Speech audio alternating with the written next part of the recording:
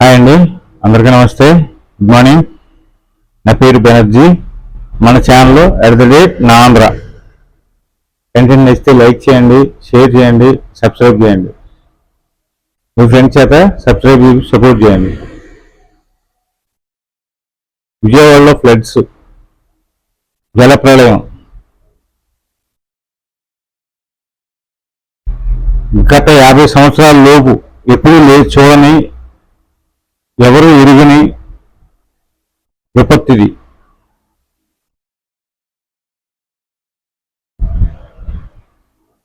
మంత్రులు కానీ, చంద్రబాబు గారు కానీ గ్రౌండ్లో ఉండి ప్రతిదీ పర్యవేక్షిస్తూ జనాలకి ఇబ్బందులు లేకుండా మ్యాక్సిమం కృషి చేస్తున్నారు. మ్యాక్సిమం వాళ్ళ వరకు వాళ్ళు.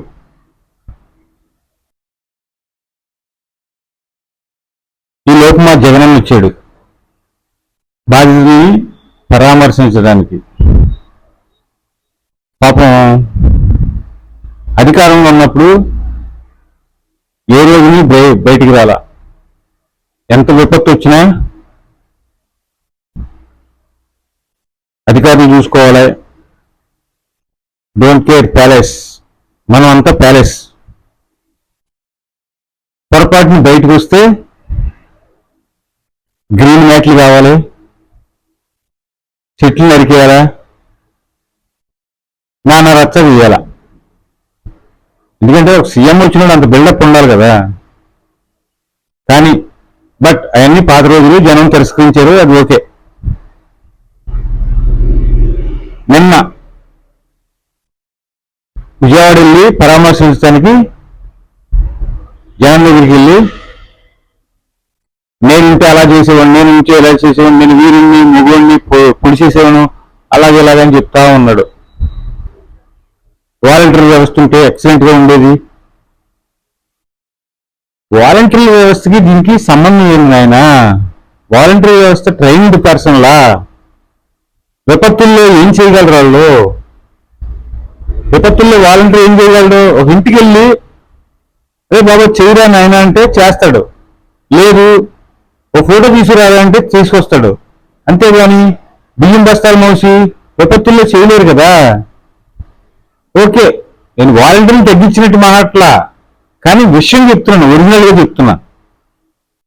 వాళ్ళకి అన్యాయం చేయకూడదు, వాలంటీర్లు ఉండాలి, వాళ్ళకి తగిన న్యాయం చేయాలి.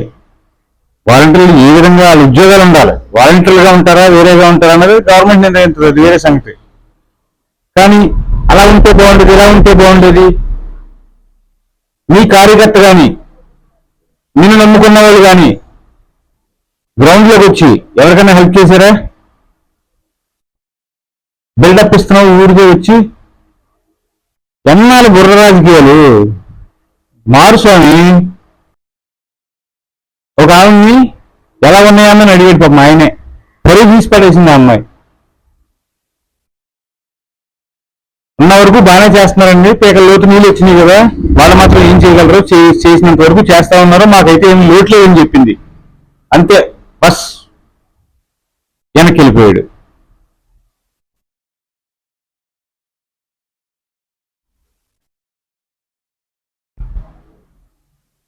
చంద్రబాబు ఇల్లు కాపాడుకోవడం కోసం బుడమేరుని తగ్గొట్టి ఇటు పంపేయడం చెప్తా ఉన్నాడు.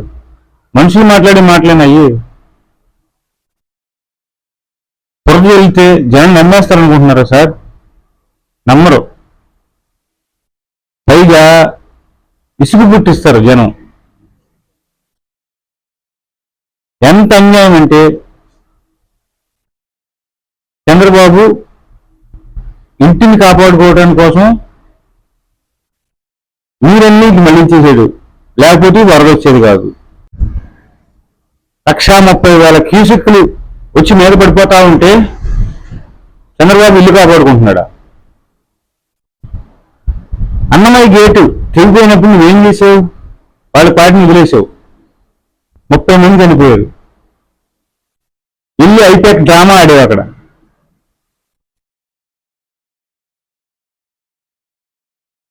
ఈ సోది ఆపి ప్రశాంతంగా వాళ్ళ పనులు వాళ్ళు చేసుకుని స్వామి.